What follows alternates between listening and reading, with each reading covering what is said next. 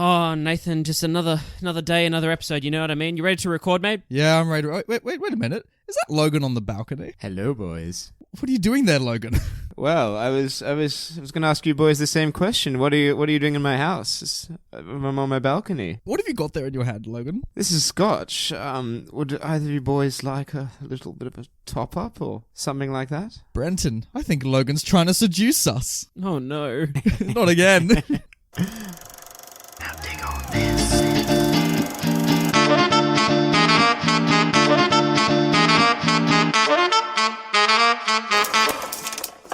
Way! Whoa! We're back. Welcome to Classic Movie Banter. You know that podcast where me, that guy Brenton, and the other guy over there, Nathan. Hey. We talk about films that are 20 years or older. 20 years! And we tell you... Fuck me, guys. Sorry. He's fucked it up from the get-go. And we tell you, our lovely listeners, whether those films are still worth watching today or not. Now, to much reluctance, mostly from me, we have a guest this week, you know. All from you. I'm so excited for this episode today, I gotta say. We have our good friend Logan. So we thought we'd take the opportunity to finally get Logan, who we've mentioned on the show a few times. I don't know if you know that, Logan, but you've been the subject of much discussion on this show, and we thought we'd finally bring you on so our listeners could get to know you and have a chat about a movie that, Logan, you chose today's film, which is actually The Graduate, starring Dustin Hoffman and Bancroft and Catherine Ross, and was released in 1967. It was directed by Mike Nichols. Yeah, boy. Who, the year before this, in 1966, directed Who's Afraid of Virginia Woolf, that classic movie. Oh. And he's also a prolific stage director. Actually, I was going through his credits, and I've actually seen one of this guy's shows. Oh, really? So when I went to the US in 2007, I got to see Spamalot, which is the musical version of Monty Python and the Holy Grail. Oh, yeah. And he directed that show. Is he still alive? No. He was then. He died in 2014. Yeah, from a heart attack. Right. Apparently, I did some research on him. I was really interested. Apparently, as a director, he was known for his because he was a stage director first. Oh, yeah. He was known for like working really well with actors and getting performances out of actors that like maybe were no not... wonder you've warmed up to him, mate. Oh, mate, he sounds like a cool guy. I kind of like this guy, even though he's dead now. So Well, I think this movie is all about getting a bit of experience. Something Logan needs more of, frankly. So, well, Logan, I don't know if you're familiar with the show at all, not. but what we're gonna do is we're gonna ask you a question now. We want you to pitch us The Graduate.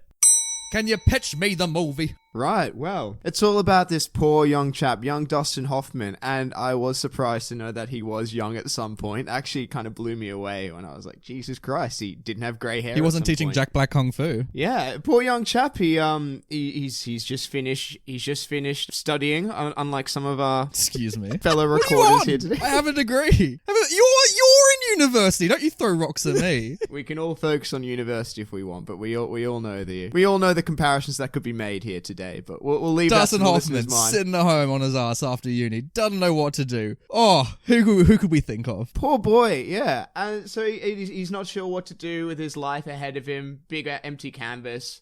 Something I'm sure a lot of listeners can relate to at this time. So poor boy Dustin Hoffman. But yes, no, poor boy. He's not sure what to do with his life, but he's offered the warm handshake of Mrs. Robinson to help guide him through the tumultuous time of life that he had ahead of him. And not only that, I don't know.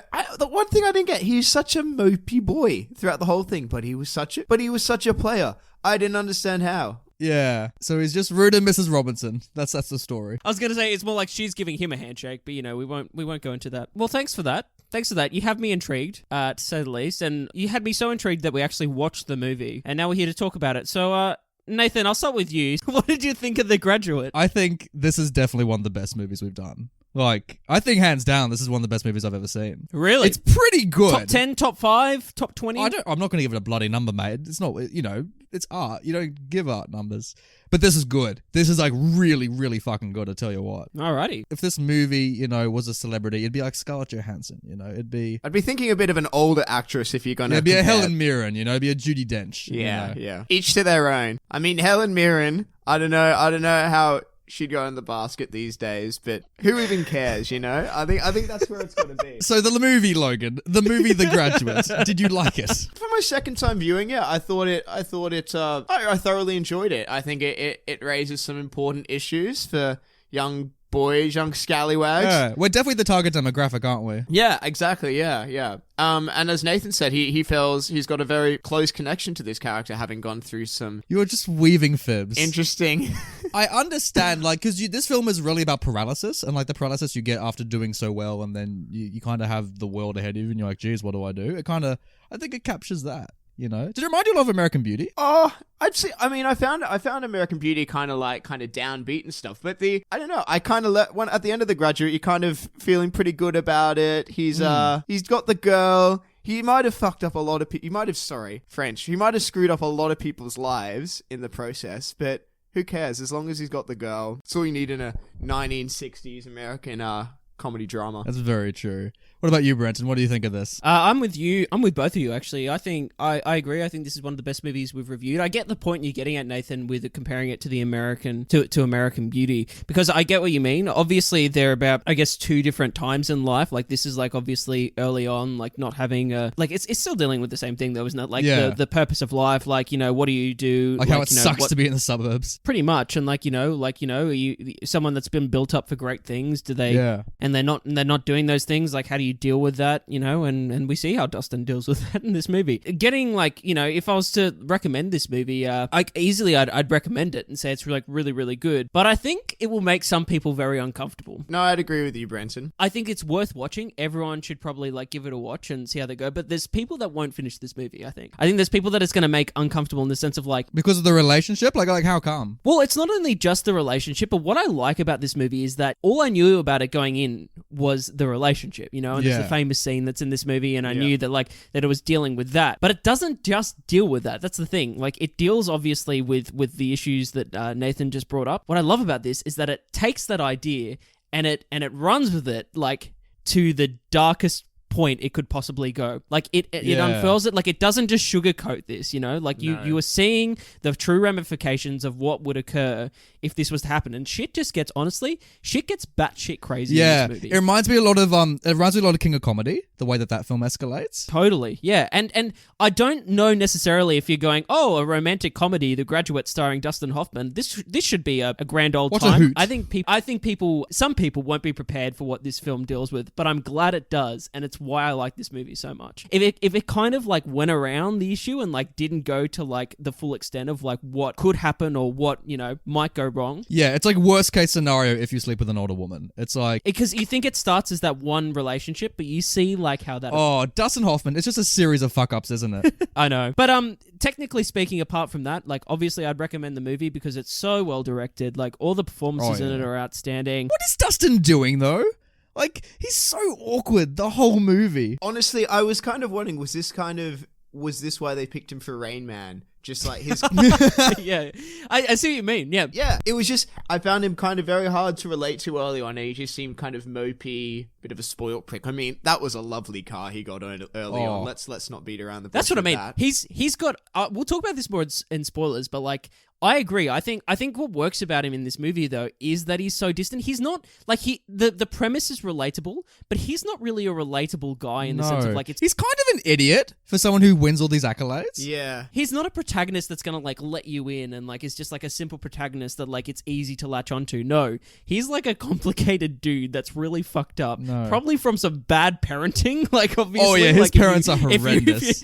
His parents are fucking crazy. And obviously like you can understand why he makes the decisions he makes, like given what you can assume his upbringing was like and given that he kind of has life on a pedestal. But at the same time, I also like this movie is that like no one in this movie is like really a good person. Oh, like the daughter is. I think the daughter's okay. Questionable, which we'll get into. Yeah, like, I agree with. Yeah, they're all idiots. And also Dustin Hoffman's meant to be 21 in this. Does he look 21, boys? Does he look younger than us? Well, how old was he when he? Because it's his 21st birthday in the movie, if you remember. I assumed he was around that age. Yeah, he looks like, I don't know. In my opinion, if Dustin Hoffman said, "Oh, I'm a young boy of 21," I'd be like, I don't know about that, mate. All right, well, let's look it up. Let's do that segment on the show when Brenton looks up important details that we need to know. Yeah, Dustin Hoffman's age. Also, his parents look quite young as well. I want to throw that out there. Like, they look like young chaps. Yeah. Probably had him at a young age. Okay. Nathan, you're going to bloody love this. So Dustin Hoffman was born in 1937. Jesus, so he would have been in his 30s. I bloody called it. Yeah, he's fucking 30. What's he doing? Saying he's just in college. Mrs. Robinson's actually 80 and not like in her 40s or something like that. Maybe they did that deliberately to make the cut maybe not look so weird that he's so young with a woman so old. Like, yeah. You know what, Nathan? You're probably not wrong. Like, you know, if imagine at the time, or like, you know, any time really, if they'd cast someone that was like of the age, they got you know Tom Holland or something. Yeah, like especially like back in the day, like people would like, you know, this probably was already controversial. Like, you know, I don't know, like, cause this is like pre-MILF days and like before, like American Pie and like, you know, you know what I mean? What's that mean? Like, yeah, before like the general public were aware of these extramarital kind of affairs. When did MILF Day start? Oh, you know, mate. that was the quote of the episode. Before the time of MILFs. Like, what? But you know what I mean? I think it was only when Nathan got to about 16 MILFs were suddenly a figment of his imagination. Shut up, all of you. Look, I feel like the general public has gotten more accustomed to the idea of older women with younger men. Like, we're like, you know. But usually the opposite is true, wouldn't you say? Like, the opposite is more common. Oh, than yeah. An older man with a younger woman. Yeah, and this movie would be a very different film if the genders were swapped. I don't know if agreed, but like I don't know if society necessarily has gotten around the idea of an older woman with a younger man. No, and do you think this film helps with that? What do you think, Logan? I mean, it's a tricky one. Hey, Yeah. That's in simple terms that may be true, but Nathan, I don't think, because Logan's right. The issue isn't necessarily the age. I don't know if an age is ever necessarily the issue. It's more. It depends on the person, and obviously depends if they're already married, for instance, you know, Jesus. and they have children. You know what I mean? Like, I think This film definitely raises the moral issue. totally. But like I said, it's good that like no one's like morally right. Like, I don't think anyone is right in this movie, like ever. I think people have good intentions, but like Ned Flanders says, you can't live on good intentions, Marge. You can't. mate, the scuba diving suit was bloody good intentions. Let's not. Jesus. I reckon, Mr. Brannock. He, I think, stand out for him. He was a solid bloke throughout the film. Actually, no, Mr. Robinson. I think at the end of the film, you felt really sorry. Are we supposed to not be talking about like spoilers still yet? Or like the film? Yeah, no spoilers yet. So- It's all good. Well, yeah, no, Mr. Robinson, I found him quite a likable character throughout the film, and you kind of sympathized without him really at the end. Oh, but he's responsible for a lot of this shit. If he actually got his shit together like years ago, none of this would have happened. I hear you as well, Nathan. Like, I think yes, Logan, you're right. Like, he's probably the biggest victim of circumstance in this movie. And what we see of him, like, he doesn't necessarily do anything wrong, but he does. We'll get into it in spoilers. He does. I take that back. He does. But again, like, I don't know if likability is the thing that we're judging here. It's like, because I think a lot of the characters are likable. Elaine is likable. You know, Mrs. Robinson, to a certain extent, is a likable presence. Like, you can see that, like, she... Yeah, I bet you liked him, mate. Oh, shut up. Parties you going to? I think one of the good things about Nathan is he's got his acting down so well that you can't tell that he's trying to mask some emotions here. If you can't tell, our lovely listeners, Logan likes to poke fun at Nathan a lot, and Nathan doesn't enjoy it. Oh yeah, some actual context for Logan. We're mates that went to high school together and also now did college, so we've got our fair share of stories on each other. There is a history there, and if I could show you like what was actually happening, like the faces of us all right now, there would be two grinning idiots and Nathan who's just like hit rock bottom for just a single instant there. Stressing out. But that's oh, stop it. But that's okay, because here on Classic Movie Banter, we're all about the banter, and I think things go pretty well. You know, we are Logan, we are. So Nathan, what were you going to say? I was going to say, bring us back to the movie. Yes, the movie. So like the biggest aspect we've ignored that you need to know before going in is that Mike Nichols made the genius move of getting Simon and Garfunkel to write the soundtrack for this movie. Oh gosh, yeah, we haven't spoken about that at all. Yeah, I had no fucking clue that Simon and Garfunkel's best tracks came from this movie. I had no idea. The song Mrs. Robinson didn't ring a bell. And it's funny because like when he first calls her Mrs. Robinson, I'm like, wait a minute. Is that the chick from the song? And the whole bloody movie, I'm waiting for Mrs. Robinson to play, and it teases it like nothing else. I'll tell you what. I know. Oh, I was surprised how late it came. I was like, come on. I don't know about you, but Sound of Silence as the kind of montage when things were going well for him. It's kind of a melancholic song, but it was not the way I'd ever pictured that song being used. Whereas I was thinking Mrs. Robinson, the song would be like jam pack in the middle of it. Yeah, but there's a real tragedy to his relationship with Mrs. Robinson that music tries to get across. That's exactly right. Yeah. Like I was gonna say, like I think the Sound of Silence is actually perfect in its play because it's played a few times. The segments from it that are played a few times in the movie, which we won't talk about some of them. Yeah. But what I will say is that like it brings into question because I think we can all agree that we like this movie. We think it's worth watching, right? But labeling this thing as a comedy, I don't know if that's like right or wrong. You know, I don't. No, it's got elements of both, doesn't it? Yeah, and it's Yeah. definitely like I kind of was saying before. It's definitely a lot darker than I think people would expect going into it. Like Yeah. where this movie Exactly. starts and where this movie ends. Like the ending of this movie, which we'll talk about later, was pretty hard hitting. I thought. Yeah. Yeah, no, I completely agree with you. I mean, there's some points that you obviously have to have a laugh at Dustin's sort of awkwardness, but yeah, at the same time, it brings up some very heavy topics, and yeah, it does pull on your heartstrings. Yeah, should we rate it? You're fond of me lobster, ain't you? Like, tell you what, Thursday night, absolutely put The Graduate on. I think it's one of the best movies that explores, you know, the darkness of these relationships that go awry. And also, like, if you've just graduated high school or university, this is perfect. Like, this is so gonna, like, tap into, like, you feel. So, yeah, definitely for that crowd, but also just any crowd. Like, I think this is one that appeals for all. How young would you go, Brenton, as far as age-wise recommending this? Well, we know that I'm going to be a terrible parent. Given Yeah. that's how I was raised and what I watch from a young age. But I would say that, like, you know, you should watch this 15 or older. I'd say Probably. MA. Yeah. I'd rate it MA. Are you on the board of directors for rating movies? Just like, there we go. I am actually The Don't you MPAA. know? MA for don't want to put bad ideas in young boys' heads. Yeah, jeez. Don't offer people ride homes, apparently. Maybe you need like a cap as well, say not over the age of 30 for Dustin.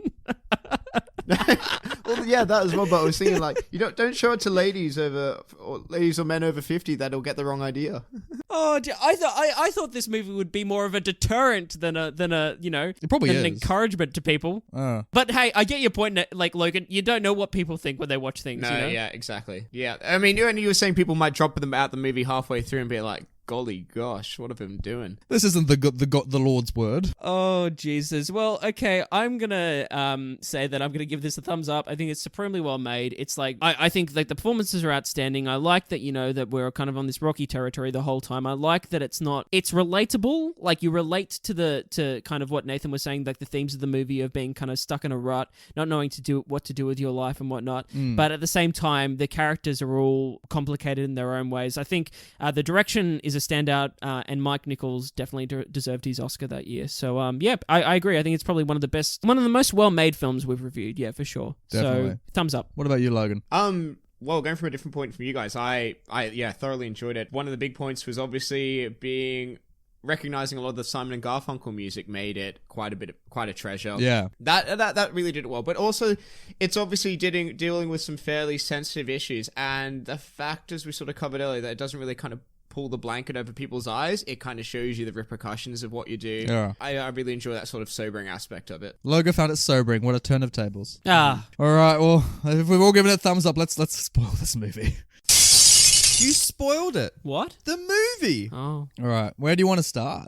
This is an interesting conversation because I feel like this movie kind of is set up in a way to be like, yeah, Dustin Hoffman is kind of the victim in this whole scenario. Like at the start, you're like, oh, he's just a young lad and she's propositioning him. Yeah. And she's married. Oh, no. But like, man, like Dustin Hoffman is like a real kind of pervy guy in this movie. You know what I mean? He is not a good guy at all. He, it's presented that way at first. And the more the fact that he decides to go along with this, and then the fact He knows from the get-go, like, what's going on. and he keeps lying to people, like the lies he tells Elaine, that it's like, because he has to admit that he's like, he's been fooling around with a married woman, and then the fact that he says that she's got a son or whatever, and then but like I said before, things just continue to escalate. Do you reckon he digs his own grave? Oh, absolutely. Absolutely. Like, he makes it worse for himself all the way through. And then not only that, but she makes it worse for him as well. And probably makes it worse for herself when she, like, sprouts the lie that, like, he raped her and whatnot, and, like, probably told her husband that. And,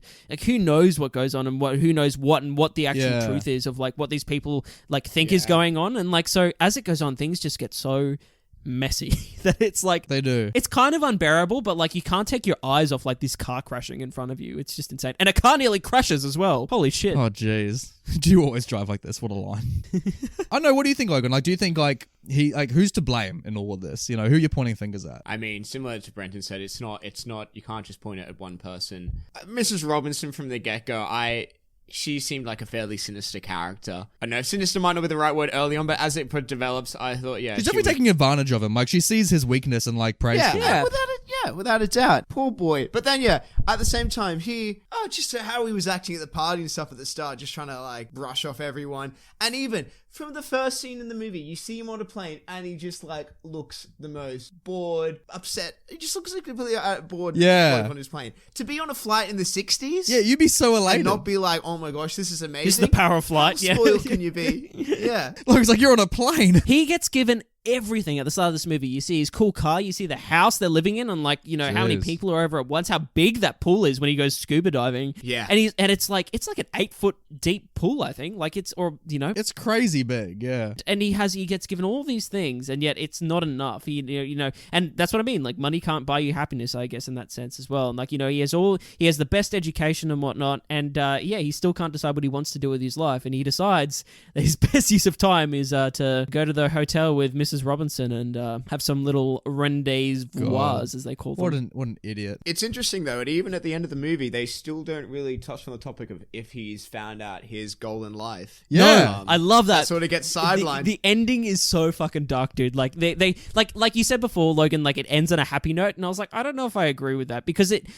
the whole time I was going like, how the fuck are like these two like going to end up together, and how like it's again like she makes the wrong. Did you presume they were going to be? Well, I couldn't have picked it, like, to be honest. Like the fact that like she still falls for him and runs away with him, and you know you can presume they're going away. For no real good reason as well. It's never really explained why she kind of loves him. No. I think it kind of makes sense. I think there is kind of something alluring about him. Like I can understand, like, because like you can understand like that night, like when they go on that date, like, and he fucks up royally. Like the fact that like she sticks with him, Nathan, even after like, you know, it's a miracle after like she finds out the true extent of like what's been going on with her mum. They're eating burgers and they're like, oh lol, that was weird. Like, haha, I get angry too. Okay, guys, like, getting real. Would you ever expect on a first date for it to go well if you like met this girl for the first time? You know, you'd seen her a few years ago in high school, but now like you've met up again, and you go, you know where I'm going to take this girl? I'm going to take her to a strip club, and I think it's going to go really, really well, you know, and we're going to... And the thing is, it ends up going really well. Like, like, that's insane. Well, obviously he was taking there because he didn't want it to go well. But yeah, for to turn around at the end and be like, he got a kiss out of it, and then it was, and she's like, this is really lovely at the end. It's just like, I don't know, is it this... she's just a bit of a... They didn't really give her the full depth of a character as they would these days. I don't know, it was kind of... A lot of things I was like, Dustin, this sort of fell on your hands. It's kind of like...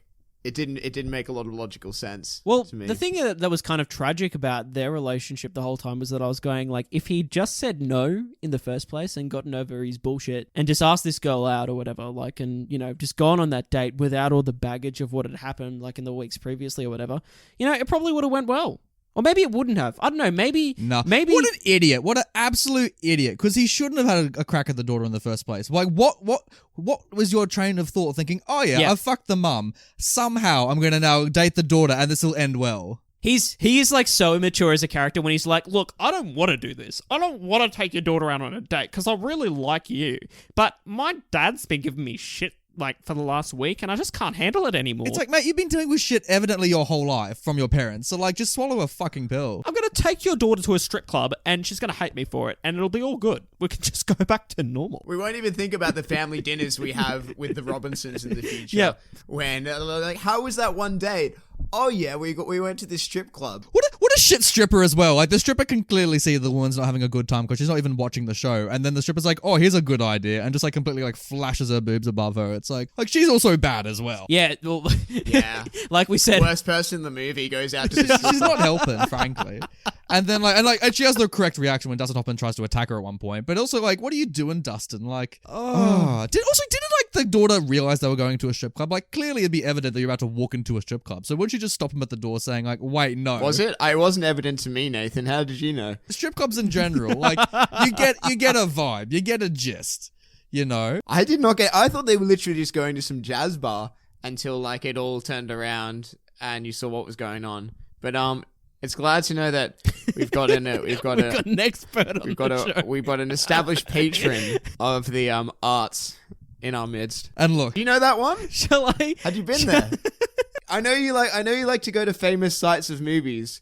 when you went to LA, were you like, first stop? I would not go to that strip club. That looks like a shit strip club as well. Like, it doesn't look like a good time. It's all like, Does it? What defines a good strip? you know, like, I don't know, like the one from Cabaret, like, you know, that kind of stuff. You know, there's like an energy That's and a like that's a cabaret. That's a cabaret club, though. It's not a. Look, I don't think like happiness could be synonymous with strip clubs. You know. I'm gonna save you from digging your own grave right now, Nathan, and I'm gonna change to another scene. Can't we ask him why he likes Liza Minnelli so much? Is it the pixie haircut? Look, actually, you know what I really want to talk about? I want to talk about when he first, here we go. you know, because I want to say Hold on. I want to talk about that first scene where he like sleeps with her because for some reason, Yeah. and I want to know what you think about this. For some reason, like she takes him back to her house and she has this insane bar.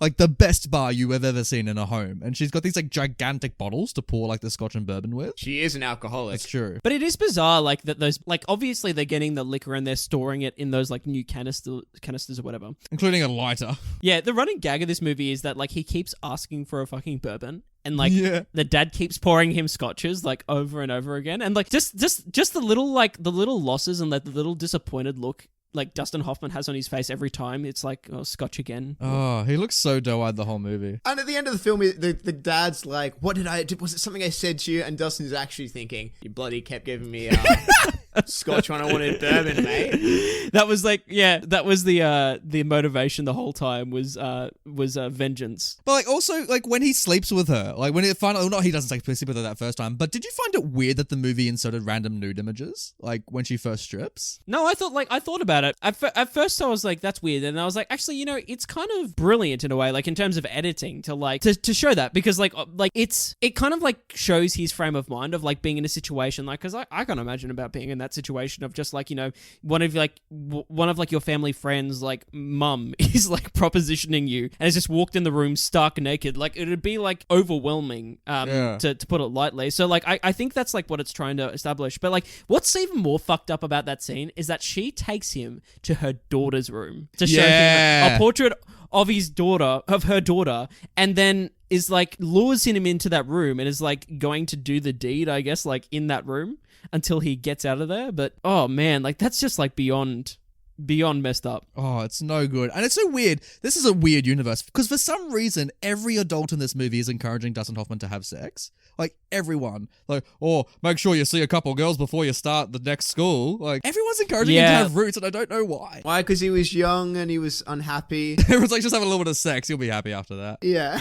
That'll sort him out. Bizarre that, isn't it? Like it's like, and it's literally like every single adult in this movie doesn't actually address the problem that is obviously, you know, hindering Dustin Hoffman, which is the fact that he's lost. And so like everyone, his parents are trying to set him up. Like his friends' parents are trying to set him up. Not that he's a bit of a stalker and all this other stuff. That's true. There's a lot of montages in this movie, and I love the montages in this movie mainly for the use of the Simon and Garfunkel music and how it changes between scenarios. There's that great one when he starts seeing Mrs. Robinson and like the juxtaposition of his home life in the pool, and then like how he like falls into bed like with her and whatnot. But the worst montage is the stalking montage towards the end of this movie, where he's just like out and out just following this poor girl. He goes like interstate or something at some point to follow her, like to where she's going to college. Like it's crazy. It's no good. I was reading about the original book as well, and apparently like he goes to try to find her. Then they're getting, and he drives to the bloke she's getting married to. He drives to his house. They're not there. He then flies interstate on the same day to like try to chase them down. Wow. It's just, he's going to the nth degree. He's bloody North by Northwesting it. He's spoiled rotten. Like, you know, this is going to sound really bad, but really funny at the same time. Not that I would, but if I were to stalk someone, I don't know if I'd be in the financial position, let alone when I was like 21, to like go fly interstate and start like following someone around like 24/7. You know what I mean? Well, the parents make a point that he's been given all this money and that kind of stuff as like grad presents. But that's fucking crazy, dude. Like the fact that like he, like at that point, he hasn't like been doing anything, and the parents have spoken to him about like, you've spent like weeks on end just like drinking beer and sunbaking in the pool. And they're like, so here's some more cash. Go and stalk someone. It'll be great. Yeah. You know? Well, the weirdest thing was he tells the parents, he's like, I'm going to go marry Elaine. And they're over the moon. They're And like, wait a like, minute. Oh, she doesn't actually know yet. She doesn't like me. And he's saying all this stuff, and they're like, yeah, okay, go off to Berkeley now, son. I'd say at that point you got to think like something's not right. He's not even enrolled. He's just sitting in classes, like. And I love that montage of where he's like waiting for her in between classes, and he's nagging her to marry him. And like he'll go by a door, and then like That was so weird. At least for me, I found it incredibly creepy. it is very, very creepy. He's very committed, to say the least. But he's just so naive this whole movie. Like you can you can tell he's a virgin like the second you meet him. How do you know, Nate? How would you usually act around a Mrs. Robinson, Nathan? What would have been your? Well, I wouldn't pull the face he pulls when he tries to like touch her boob, where he just like he looks almost scared to touch it. Oh, goes knocks his head on the wall. Yeah, were you thinking he was about to scream like "Bad Dobby" at one point? No, I feel that. He's just banging his I hear head you. and was like "Bad Dobby." That's a good thing to bring up. Like, I didn't think about that, but now that you said that, I can't stop thinking He about picks it. up the lamp and just like starts whacking his head with it, just like. The way that she plays him in that scene, like how she like, you know, states the obvious that he's a virgin and he's not comfortable with the situation. And then he's like, oh, I'll show you. And the way that scene ends before it goes into the montage, and it's like the light behind him, he shuts the door, and like as the door's shutting, it's like that quick cut to her face as it goes dark. Yeah. Great filmmaking. I was just like, oof. It's weird as well, like the way they continue to have sex, and then at one point their sex just turns into like therapy, where he's just like, "Tell me about your husband."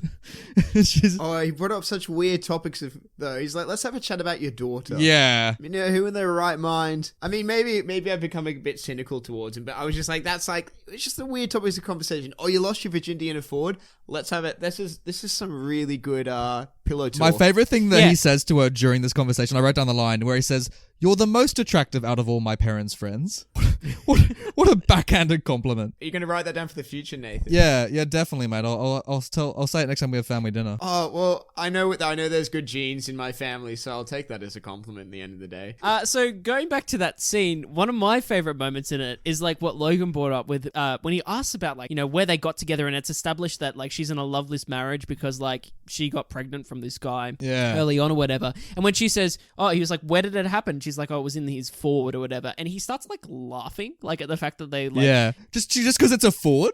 No, but it's not even that. Like the hypocrisy of him, because it's like, all right, mate, how did you lose your virginity, mate? Like you got with like one of like your family friend's mum in some like fucking hotel that On you your booked dad's out. credit card, I yeah. know, like it's just so. The fact that he laughs about it like made me dislike him so much. And I also think the other point I was going to bring up is that I think Dustin Hoffman's character, like this is kind of going to like what the Rain Man comment I guess that Logan made before, is that he shows some behaviors that like, you know, you wouldn't be surprised if he went and got diagnosed and it ended up this guy was like a sociopath or something. You know what I mean? Yeah. I mean, I definitely could see it on a current affair that like bloke travels halfway across the country to try to spoil like a young wedding. Dustin Hoffman in cuffs. Slept with mum. He had like a bit of a tussle with the dad, like elbows the dad Yeah. to the Oh. door at the end. It's just like When he grabs the cross and he just starts flailing it about and keeping the wedding guests at bay.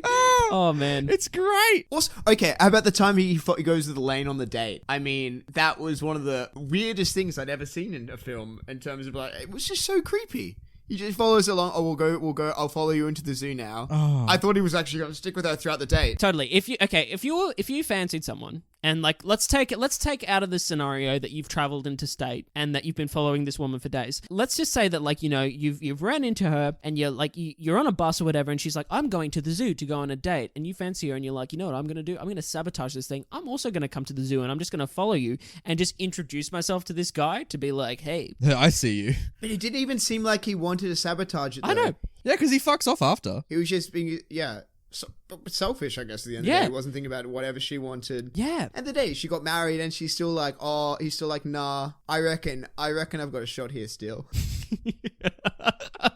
I don't know what's going through his head. And also, what, like, we never find out what happens to the doctor. Like, he's there at the wedding, but, like, he's pretty, like, you know, he doesn't do much this movie. He's kind of just there. Yeah. Who? The doctor that the daughter ends up actually marrying. Like, Yeah. Carl. Oh. Carl. yeah, Carl. Carl. He's kind of not doing much through the whole movie. Carl. He's just there. No, like Poor Carl. poor Carl. Going back to the ending though, like so they run away, and like surprisingly this all kind of works out for them both. Like, you know, she puts everything, the history aside and, you know, the baggage aside, and they run off and they get in the back of the bus. And that last shot where it's just like, Oh yeah, them silently on the bus. Yeah. Sound of Silence plays, and you're just like, fuck man, this is like the circle of life. It's just gonna start all over again. It's like, genius. Yeah. This is just not going to end well. Like, how do you move on from the baggage? Like, and people do. Like, don't get me wrong. I get that there's like some really fucked up family situations with some people that like bad stuff's happened happen and people find a way to go through and stay optimistic and, you know. We all know how Carol Baskin met her husband. Well, hey, that's a great example. Like, you know what I mean? Like there's shit that happened. Like that second husband, I don't know how he's feeling, but hey, they've found a way to be happy in that situation, you know? So, like, I get that happens, but, like, it is tragic at the end of the movie that you're like, wow, that actually worked out for them, but... Well, maybe. We don't really know. For now. But that's what I mean. This is putting a positive spin on it for now, and then the fact that it just, like, does that flip at the end, and that you, like, it goes into the darkness of that situation of just, like, that's going to be a tough ride. You know what I mean? Yeah. And I was curious, they kind of glossed, like, his parents didn't make... Dustin's parents didn't really have much of a role in the latter half of the film. But I'm really was curious, like, did his dad's business relationship with... Because they were partners together. Did that fall apart and stuff? They just like it was all glossed aside. Yeah. If anything, because this movie runs at 1 hour 45, and it's packed for an hour 40 film. Yeah, it's great pacing. Don't get me wrong. It's basically like it's so well edited. Like you can tell there's no fat on this movie. But I would have loved to seen Logan. It's funny that you bring that up, showing like the dad calling the other dad and being like, fuck you, like your son, like, and what the son did, and him having to face the repercussions from his own family. Because you can't imagine that like it would end well there either, you know, like... Even if he gets cut off and he actually has to work, like, that maybe wake him up. Yeah, like, exactly. Yeah, because he's just breathing on it the whole time. But I think Dustin overall has a weird relationship to power. Like, I don't know why this whole movie, he keeps on calling her Mrs. Robinson. Like, why do we never hear her first name? I guess that's trying to emphasize the point about the age gap or whatever.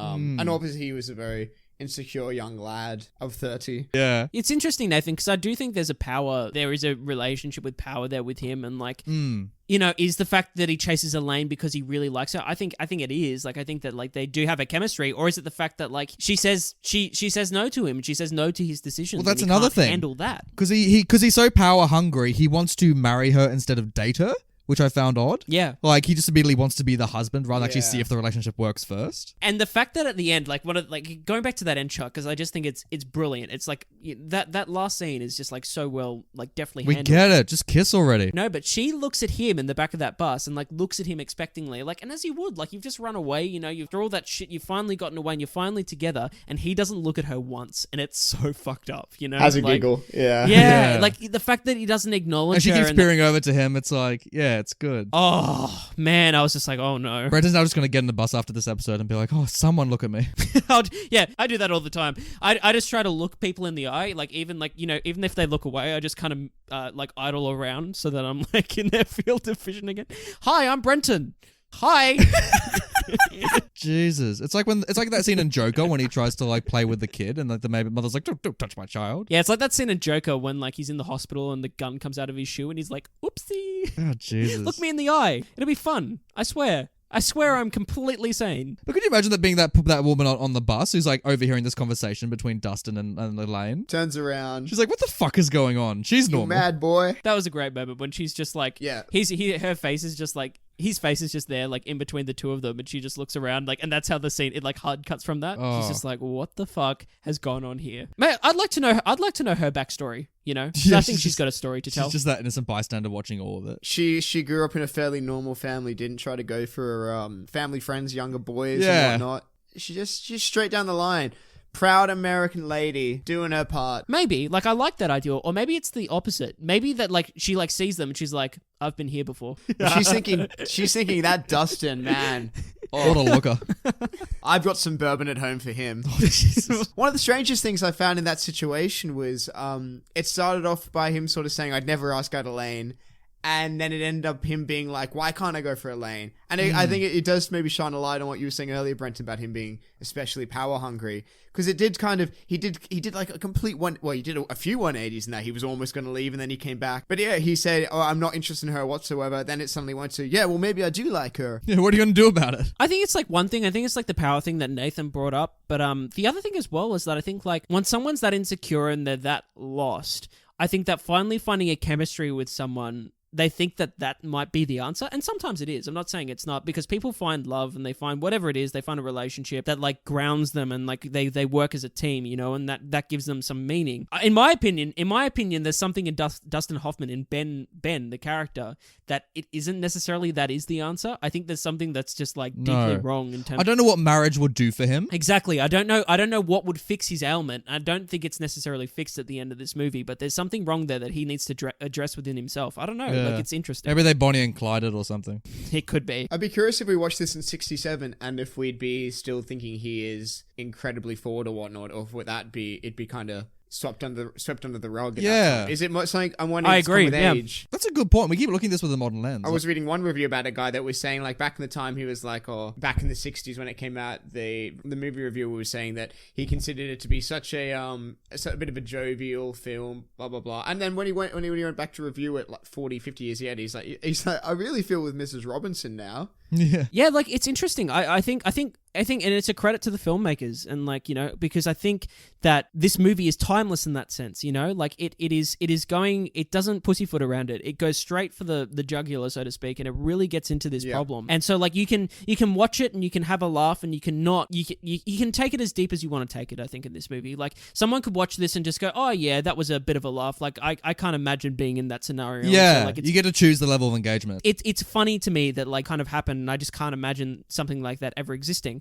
Whereas I think the way we've taken it is in a modern context is that, and I don't know if it's necessarily a modern context in saying that. I just think it's that, like, for some reason the three of us, because we could have easily been like, oh, what a laugh, like, you know, the fact that like this is going on. An older woman? Who would have thought of that? But we've kind of taken it and been like, yeah, these characters are really deep, and like, you know, there's something deeply wrong here, and it's interesting to get into. And yes, there is some levity in there, so to speak, like between the awkwardness with Dustin Hoffman. And there's some scenes in it that you just kind of laugh at. But I laugh because if I wasn't to laugh, it'd be so uncomfortable to like handle. You know what I mean? Like, that's true. Yeah. One character we haven't talked about, who I think is a good guy this whole movie, is the landlord at the college. The way that Dustin deals with him, and I love everything about him, especially the way that like Dustin is like, you know, having to be kicked out of the college, but if for some reason he takes forever to actually leave, even though he's been booted out, he's just like, oh, can I use your phone? And the guy's like, nah, I'm gonna call the police, like, get out. He was an interesting one, because I agree that he's probably the only like morally sound person in the movie. Like, he understands straight away that like there's something afoot here, and like he doesn't want his tenants to be affected by it. He just wants this dickhead out. And it made me think, because at the start of this movie, Dustin is celebrated as this great guy that, you know, that you can imagine he was like every, you know, we hear about it, but we don't see it. But like, it doesn't match his actions. That's what I mean. Like, it's so interesting in that sense of like someone that like, you know, is built up to be this great thing, but like, are they actually that? You know what I mean? Like,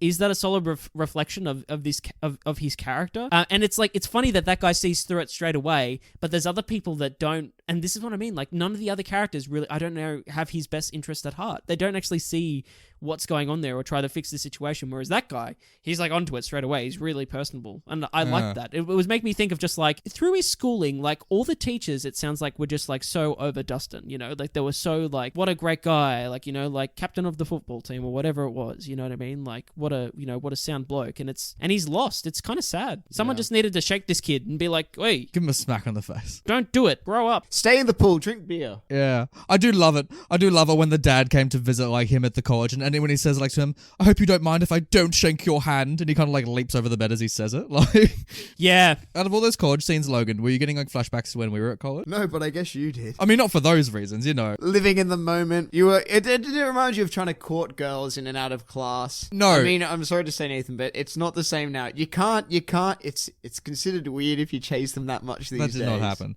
What I was thinking of was more when like shit would go down in the bedroom and you see like 5 other blokes just like down the hall being like, oh, what's going on here? I wouldn't usually have 5 other blokes in my bedroom either. So. Peering through the door. You know, like that shit happened all the time. You know, you'd hear something down the hall and you're like, oh, here we go. And like one of the like the That's weird too, mate. You don't want to listen to other people's rooms. No, but you'd hear Nathan, you'd hear some shit. I think I'm gonna have to put you in touch with whoever Dustin got put in touch with, because I think you need some underlying issues here we need to flatten out. There's never a moment, Nathan, that you can like approach Logan and just like say something and just bring up a point and it just be like taken like, you know, without like some other context being brought into it. I do agree. It was seeing all the college scenes and stuff. Yeah, it was brought me back to better days, you would say. Can I ask you guys a question then? Did you ever hear like a blood-curdling scream in the middle of the night just like come from a room? God, no. Because you'd imagine. I mean, you should see some of the girls Logan brought back. Like, you get maybe hints of that.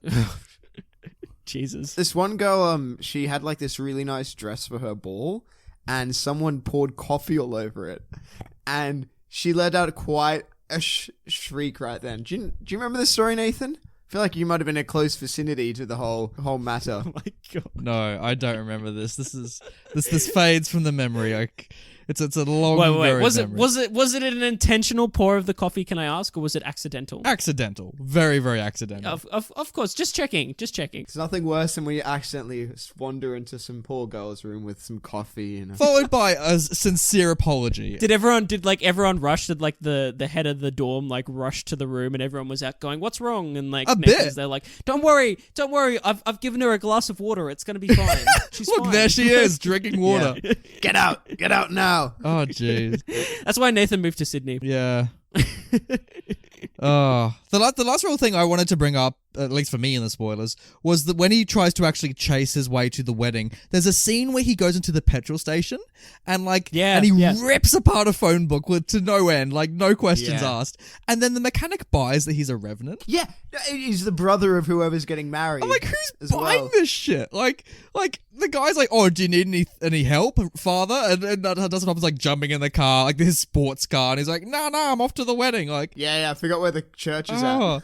Yeah, you're the revenant. You don't know where your own fucking church is. It's like, were people idiots? Like, what's going on? Gotta say, like, Dustin Hoffman's character, like, must be really good at, like, the old cross country. Maybe that's what was his thing in school, because he fucking, like, legs it from that car, like, and still manages to make it. By the way, like, I know it's not meant to be funny, but it was still kind of humorous when he was, like, calling out Elaine's name. Oh, yeah. Elaine! And then the way she said Ben was even funnier. Like, it was just a moment. You're like, of course she screamed it. Of course they're meant to be together. Yeah. Like, that'd just be them at home. Elaine! I love that banter when he's like in the bathroom trying to ask the boys where the wedding is. It's like, oh yeah, give her a smooch from us. Like, they're all just throwing shit. A bit of the cake. Yeah, having a few bowers. Yeah, what great friends, Jesus. Yeah. When Elaine came up to his room in Berkeley that one night. Yeah, how'd she get in? Well, that's a good question. I mean, she probably knew the landlord. Going off the themes of the film. Yeah. But he went. They kissed once, and then he's like, "Let's get married." Yeah. I mean, that's a bit of a jump, isn't it? I know Philadelphia is supposed to be pretty smooth, but that kind of throws it out the window. I really related to that scene because I do that all the time, and for some reason it just never works out. I can only imagine I always have why. the ring ready to go, and it's like Brenton, first kiss. you put away that ring right now. Did you have Simon and Garfunkel on though? That's the question. Yeah, Sound of Silence. That's what you need. That's what finishes the proposal. It's happened 7 times, guys. It's really bad. Brenton, put away the ring now. We don't want it out here. Oh, sorry. I just thought the moment was right. Anyway, Special segments? Special segment! Ooh, so special. So, boys, I'll ask you first, actually, Logan. Do you reckon this movie is worth the remake? Definitely. I wouldn't be doing it to the T. I think there was a few. I think they make him a bit less of a sociopath. I think it's an important tale to tell the youth of today. Stray off the path while you're young, but don't stray too far. A valuable lesson you've taken in life, right? Absolutely. I mean, it's something I hold dearly to this day. But yeah, Logan is still very much on the path, you know. I'm not sure what path it is or where it's going, but he's on a path. Having beers and sunbathing, actually. That's the path. Oh, yeah. Sure. You're raising some eyebrows, Logan. Yeah, for me, I don't know, like, because part of me would like to see this story done again. Like, I'd love to see a remake done today in, like, a modern context and see how, like, modern technology and things like that, like, in a modern because a lot of the setting. movie is him just trying to call her. Like, just get a phone call Totally. in, which, like, today would be solved in a heartbeat. While still respecting that it's based on a novel or whatever, and, you know, and respecting the source material. But at the same time, like, this movie's good enough that it just holds up. Like, you know, like, and like we said, it's kind of timeless. Like, people still can relate to this and look into this and get something out of it. So I think the remake would have to do something pretty special, kind of what Logan was gearing to say there. Like, I think it'd have to keep it fresh enough, but also, like, not stray too far away from what this movie is kind of achieving. So I don't know.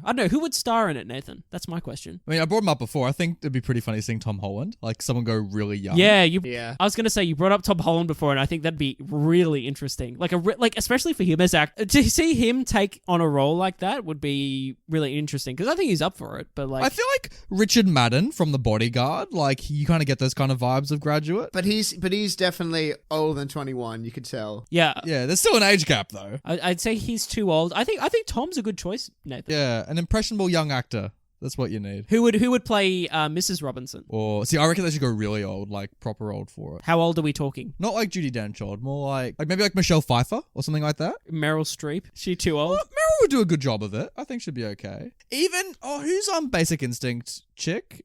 Sharon Stone. I'd be going like Lena. I'm not going to pronounce the name right, but Lena Headey. Yeah, Game of Thrones one. Yeah, She's just that's a got good pick. kind of malicious. Well, depending if we're still going to aim for the malicious vibe with her, but she's kind of got that. You know what, dude? That's about actually her. a good pick. Tom Holland, and Lena Headey. That'd be good. That's a good cast. Isn't in Game of Thrones she does that with one of the Lannisters, like one of the cousin She Lannisters? does. Like, Yeah. Yeah, you're right. Bloody, Lancel? is it Lancel? Yeah. Lancel Lannister? She's Yeah. pretty much Mrs. Robinson in that. Oh boy. Who would be the new Simon and Garfunkel though? Because I do think a big Ooh. part of the film passing its time is the soundtrack. I don't know, maybe like someone folky, maybe like, I don't know, not Jack Johnson, but maybe like, I don't know, George Ezra or something like that. Or maybe Ed Sheeran. I could do some strumming on the guitar. I think Ed is too poppy. If that makes sense. Yeah. Or would you just reuse the original soundtrack? Or do you go in like a completely different direction and you have like R&B or something, or like, but you know what I mean? Like you do something Yeah. like completely different with it and really modernize it. You could have like a trap kind of rap kind of version of it if you're going to modernize it. Like get like Wiz Khalifa or something. Will Wiz Khalifa still be something that's looked fondly back on in 50 years' time? Yeah, That's the Wiz thing. Khalifa is not the Simon and Garfunkel of the 2010s or 2020s. Well, take it back. How Oh, dare I'm you? so sorry. I don't know where I stand on it necessarily. I think I'd like to see a remake, but man, it'd have to live up to it. You know what I mean? And Brenton, do you think these characters learnt the true meaning of Christmas? No. No, and just this special segment, by the way, like Logan looks very confused. So, true meaning of Christmas, we mean like so. There's movies like It's a Wonderful Life, where obviously it's like, Oh, what a film. yeah, man, That's one of yeah, Brendan's favorites. oh yeah. That it kind of means like, did the characters learn a lesson? Did they learn the moral lesson of the movie? Are they going to be better off for going through this? And I say no, man. Yeah. Like I said, the theme of Probably this not. movie is really dark. Like Dustin didn't learn anything. You know, No. he's gonna. He does go through an arc. Like, he does change a little bit. Like, Yeah, he does, but I feel like he thinks he's achieved something. Like, I think he thinks he's learnt the true meaning of Christmas. the Neckman. But he actually happened. He actually hasn't. Yeah. At the end of the film, he's one less car. He's got a marriage, and he's still got no job. He still doesn't know what he's doing with his future. And he's kind of, by the sounds of it, screwed up his dad's legal partnership. Yeah. It's very 60s, I guess, living in the moment. Also, he could go to jail, because then they threaten, like, saying we can take you to court and probably win. Like, he could just be arrested. But in saying that, that would be a total mess, because I think we don't know what the husband's going off. Was the husband sold the same story that she was raped? You know what I mean? We don't know if Yeah. it was told the rape story. Like, I don't know if that would hold up in court. No. Because then they'd go, like, you could go to the hotel, like, guests that all seem to know this guy, and they'd be like, oh no, they were coming here all the time. You know what I mean? Like, I don't know if Oh, he would what a necessarily go to fucking jail. idiot. I can't believe he took the daughter to the same hotel he fucked his mum. Yeah, like, just take her to another bar. Take her somewhere else, Oh, you know? why would you take him to the same one? I thought that's why they picked it. It was the only bar open. I think like that hotel scene needs to mention as well, because I thoroughly enjoyed that whole thing. That They all know having all him. the people go through the doors. The midget was just, there was a midget thrown in there just out of nowhere. Just for some reason. How are you going, Mr. Gladstone? Yeah. I love it as well when he first walks in and all the old people are walking out and then all the young ones run Yeah. in. Like, that's a good sequence. Yeah. Oh, my favorite scene in the whole movie was when he gay crashes that party and he meets like the family out the front. He's like, I'm not supposed to be here. They're just gonna let him in. That's what's so funny about it. And the old lady, she's so happy to meet him. Yeah, she's like, nice to meet. It was so nice. And then it comes back later on when, Yeah. like, you know, they all say, hi, Mr. Gladstone, hi, Mr. Gladstone. And then she knows who he is. So it's like obvious he's been there before. And then Elaine just jumping to the point saying, are you having an affair after that whole situation? I was like, that's pretty ballsy to ask someone straight out that. Yeah. Very direct back then, weren't Yeah. Mr. Gladstone, I know what that means. they? Oh, Jesus. The Gladstone. Let's see what stills this movie. Ooh, it's blood. blinding. What stills this movie for our new listeners is a segment on the show where myself or Nathan or our guest, we pick a single frame from the film that is either funny, that is interesting to talk about, or it's just a nice piece of cinematography that we can have an extended conversation about. We usually put this still so you guys can see it on our social channels, which the links are below. So this is from a famous segment in the film. The dad's hyping it up. The initial seduction scene happens. It's Dustin Hoffman's 21st birthday, and the dad's out the front saying, "Oh, this is going to be awesome. We're going to bring him out here." And then we cut to this shot of what Dustin looks like, and he's in this full scuba outfit. Yeah. With, I think it's like a harpoon gun or something, or like a... Yeah, like, and he's just standing there, and he just slowly walks towards the camera. And it was the most... At this point in time, it was the most... And, like, we've seen a scene where Mrs. Robinson's tried to seduce Dustin Hoffman. This overtook it as the most bizarre sequence... Like in the film. I get the metaphor. I can see why they're doing it, because he feels like he's being literally drowned by his parents. Because they keep on pushing him back in the pool as well. They're like, ha ha ha. And they just like shove him under. Literally, at your 21st, did your parents ever throw you in some scuba gear and say, you're going to get... No, that did not happen at my And 21st. you're going to do some tricks. And the trick being just sink to the bottom. Oh, it's so weird as well. Look at Imagine him being a guest go. at a party, you're at a 21st, and the neck min, like the host walks out in scuba gear and just like jumps in a pool. You'd be very confused. You'd be very confused, and then like, you know, their father or whatever is like, that's my boy, and is like awkwardly like clapping, and then like looking at you knowingly like you should be clapping also, and everyone's just kind of standing there awkwardly like viewing it and just like slow clapping. And like, I think one of you guys mentioned earlier, but the pool is hella deep. Like ridiculously deep. Yeah, it's got a proper diving board and everything. yeah, man, Yeah. crazy. I mean, I guess if you're jumping in there with a spear gun, I want a pool like maybe that. they're planning to let loose a few cretins to shoot or something. I'm surprised they didn't like Chekhov's gun it, where the harpoon came back. Like he rocks up to the wedding with it. Oh, because he Oh, was boy. a sane boy. He would never do anything like that. No, he's not that violent. All he does is just grab across and swing it. He goes to the zoo with the harpoon gun. Not gonna make any puns with the harpoon gun. Well, guys, hey, Hey, let's look at this movie's poster. Banter. Yes, Let's look at this film's poster. but is it art? All right, here we go. Here's a bloody good poster, I tell you what. It's what it looks like, listeners, if you're not seeing it through the links, is that it's got like a frame of like Dustin Hoffman in the background, and then in the forefront is like Mrs. Robinson's leg kind of just like sticking out horizontally. And on the right of it is this like slogan that says, "This is Benjamin.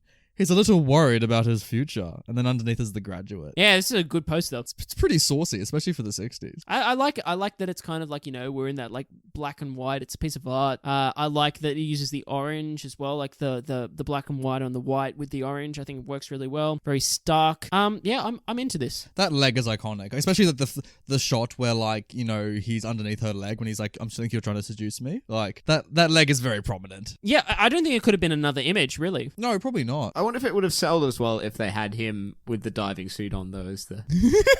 Oh, a scuba movie, my favorite. People are like, I bet you he's going to go harpoon some great whites or something, and then he ended up harpooning something else. Oh no. And so, title talk.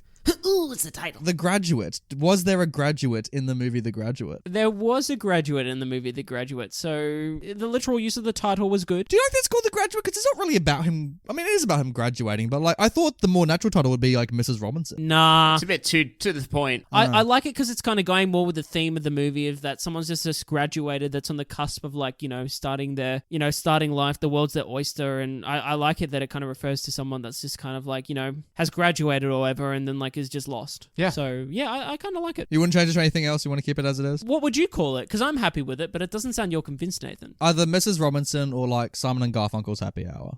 One of the two.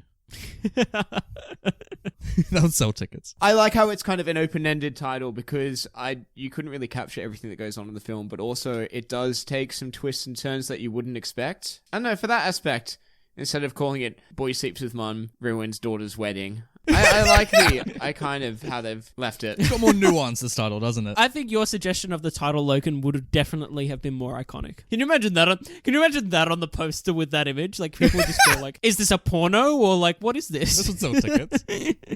Let's pass that power to the people. Pass it here. What? The power to the people. Rotten Tomatoes gave this movie 86% from the critics and 90% from the audiences. And box office wise, this movie fucking swept. Because I think it cost like 10 mil to make, but it made, no, I think 5 mil, sorry. And then they made $100 million in America. But the rentals for this movie got the film an additional 85 million. Jesus. And I think I know why. Why? Why? At home, they might have been pausing for certain frames, if you know what I mean. Jesus, that didn't pop into my mind at all. It actually didn't though. Like, so Yeah. maybe this was the introduction of like, some like saucy material for like home content. Yeah, maybe. And by saucy material, I'm referencing the scuba outfit and the harpoon. Oh, okay. Thank you for clarifying that, Brenton. Stephen Farber from the Los Angeles Free Press, he didn't like Her Boys. He wrote a negative review and he said, pretends to be chic and modern, but its hero is a bewildered young dropout who cannot begin to say what he dislikes about the view from his rubber raft. Do you think it pretends? I mean, he is 30, so he's definitely pretending to be young. I found Dustin's acting thoroughly convincing though. I don't know about you guys, but like, Yeah, I did too. Did he win the Oscar for it? He was nominated. I don't know if he won. Ooh. Mike Nichols won for director, I know that. Well deserved. yeah. Philip Kemp from Total Film gives it a positive review and says the dialogue's a joy, and Nichols furnishes impeccable comic timing, utterly of its period yet timeless. Yeah, I like that last sentence. Yeah. Do you think it being in the 60s holds it back? Or do you like that it's kind of 60s themed in that sense? No, I don't think, like, honestly, like, it was very faithful to the period, because obviously that's when it was made. No, it didn't really cross my mind that it was, like, deterring me, that it was, like, a period piece or something, like, from back in the day, or that it was really, like, set in the 60s. I was just kind of... It was just kind of a background music to it. Yeah, You know? I was more invested in what was going on between the characters than I was really the setting. Yeah, that's true. Fun fact though, apparently the leg used in the cover was actually a stunt leg. That's not her leg. No, that's a fake leg. Really? Absolutely. This is from seductive facts about thegraduate.com. Jesus Christ, Logan. How long have you had that bookmarked in your browser? I had to get some quick content. God. Okay, Nikki gave it 4.5 stars and wrote, The Graduate is an amazing movie, but it's not really PG. I don't know if I'd call this really PG, would you guys? I said I'd rate it MA, but that's just me. Yeah, I would have gone for at least there was boobies in it. You can't have boobies in PG. There's a quote for the DVD, just so Blobbo X gave it 5 full stars. Wow. Blobbo, big identifier with alienated youth. Well done, mate. We love Blobbo's reviews on this show. Good on you, Blobbo. I Scoped JFK wrote on YouTube, this is one of the most relatable films I've ever watched. What the fuck is that? What the fuck is that name? I hope he elaborates. I'm a college student that's worrying about the future. I feel lonely and depressed, and I want to find love in a meaningful relationship. Now, with that comment, with that username, I'm raising some eyebrows, boys. That's very concerning. Yeah, especially that last line about finding a meaningful relationship. I don't think this is the movie to get information or advice for that. Well, thank you, I Scoped JFK, for that wonderful insight into your psyche. LLFTALP Metal Man says, they don't love each other, they just love being rebellious. Brilliant. What do you think about that? Do you reckon they actually do form a love, or is it more about, they're in a similar situation? Like, As in the young couple? yeah, young couple. Yeah, I think to a certain extent, I could see that. I think there's a genuine affection more so from her for him. I think she's more genuine, like genuinely like considers him and like, is really kind of attracted to him and can't probably get him off her mind to a certain degree. He's the same, but like as we discussed before, I think there's more going on there than just her. It's also about he never like puts himself aside for her. That's true. Whereas all healthy relationships like need that. If he had her best interests at heart, he'd probably back off and go, you know what, this probably wouldn't work out, for obvious reasons. But he just keeps on going forward. And that's The Graduate. We graduated. Before I wrap things up, I'll just quickly thank our lovely listeners. Thank you for always tuning in. And please tell us your thoughts on this film, because I'm really excited to hear what people think. I think there might be some differing opinions out there. We'll get all these letters like, now I slept with an older woman. Oh, jeez. Please don't treat this as a psychology lesson, guys. No, Brenton's a working psychologist. He can answer your questions. I'm begging you, please don't. Please tweet at us your thoughts on the film. Let us know on the Instagram comments, on YouTube, or just send us an email. Let us know. The big thing I got to do at the end of this episode is thank our lovely guest, Logan, for joining the show. Thanks, Logan. Hey, Nathan, you never would have seen... Well, you might have seen this movie, but like we never would have reviewed this movie on the show had Logan not introduced it. No, and you know what? Actually, I am grateful for that, Logan. Yeah. That's okay, Nathan. And thank you, Brenton, for having me on the show, and Nathan as well, of course. Oh, another big note to point out is Nathan actually gets all of his TV suggestions from me as well. So I'm very disappointed you didn't give that a mention as well. But I thought a clear part of Nathan's personality was the fact that he was so cultured and went out and chose his own TV shows. I didn't know that. He went very far to find the TV shows in my catalog. So it's just not true. I mean, you have recommended some like good shows in the past, Logan, you know, but Wait, how good is The Night Manager, though? we watched Chernobyl together when we lived together. That was good. Logan, I would just be really depressed after each episode. Oh, it's not a fun watch, I'd say. But Logan, honestly, it's been a blast having you on the show, mate. Thank you to our lovely listeners out there, and we will see you next week. Logan, I'm really sorry that we chose your house to record, so we just might sidle out. You know, this has just got to stop. You know, we've been doing it for too long. You know what I mean? So just please let us go, and don't blackmail us or threaten us. We'll just leave. Okay? That's all right, boys. Just don't hit on my daughter, hey? Classic Logan.